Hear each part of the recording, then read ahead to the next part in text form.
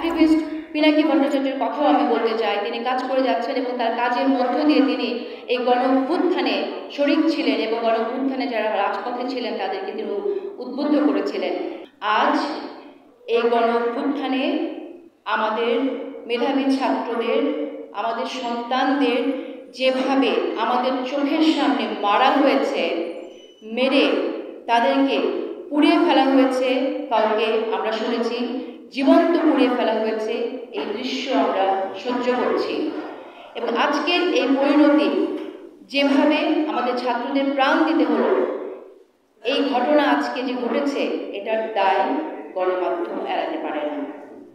আজ এই গণ-অভ্যুত্থানের পর আমরা দেখছি যে মানুষের মধ্যে যে জাগরণ উপলব্ধ হয়েছে, মানুষের ভেতরে একটা অংশ যেখানে লাশে পরিণত হয়ে গিয়েছিল, মানুষের মানবিক মূল্যবোধ যেখানে হারিয়ে গিয়েছিল, সেই মানুষের ভেতরে যখন মানবিক মূল্যবোধ জেগে উঠেছে, আমরা এই গণ-অভ্যুত্থানের সেই মূল্যবোধের জায়গা থেকে বলতে চাই যে আমাদের সাংবাদিক সমাজকেও বুঝতে হবে যে আমাদের দায়িত্ব কি এবং কিভাবে আমরা দায়িত্ব পালন করতে পারবো আগামীতে, শুধু এখনই না আগামীতে করে যেতে পারবো, সে ব্যাপারে আমাদের সবাইকে সম্মিলিত থাকতে হবে।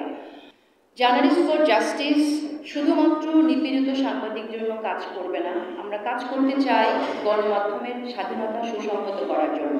আরও অনেক নিপীড়নের শিকার হয়েছেন সাংবাদিকরা যারা আমাদের মাঝে আজ নেই, যারা বিভিন্নভাবে বেঁচে আছেন, দেশ ত্যাগ করে দেশের বাইরে থেকে যুদ্ধ করে যাচ্ছেন, আজকে আমরা তাদেরকেও স্মরণ করতে চাই। আপনি জানেন তাসনিম খলিল নেত্র নিউজে যেভাবে কাজ করছেন, যেভাবে সত্য তুলে ধরছেন, আজকে যে আয়নাঘরের তথ্য আমরা জানি তাসনিম খলিল এবং জুলকারনাইন স্যারের অসাধারণ সাহসিক সাংবাদিকতার ফলেই আমরা জানি।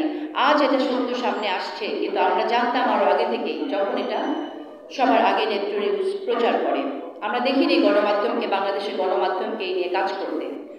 তাদের এই সাহসী ভূমিকার জন্য তাদের যে নিপীড়নের মধ্যে পড়তে হয়েছে, আমরা জানি তাদের পরিবারের তাসনিম খলিলের মাকে পর্যন্ত গ্রেফতারের ঘটনা আমি শুনেছিলাম। এগুলোর আমরা প্রতিবাদ জানাই এবং আগামীতে প্রতিবাদ জানিয়ে যাব।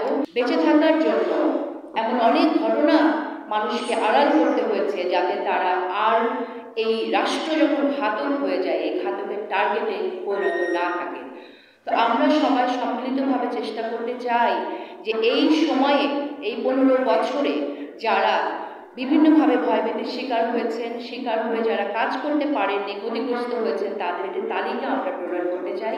এই তালিকা প্রণয়ন করতে চাই এই জন্য যে আমরা জানতে চাই যে কতজন সাংবাদিক আসলে কর্মচ্যুত হয়েছেন, চাকরিচ্যুত হয়েছেন এবং ক্ষতিগ্রস্ত হয়েছেন, এবং আমরা সম্মিলিতভাবে তাদের পুনর্বাসনের জন্য, তাদের ক্ষতিপূরণের জন্য চেষ্টা করে যাব।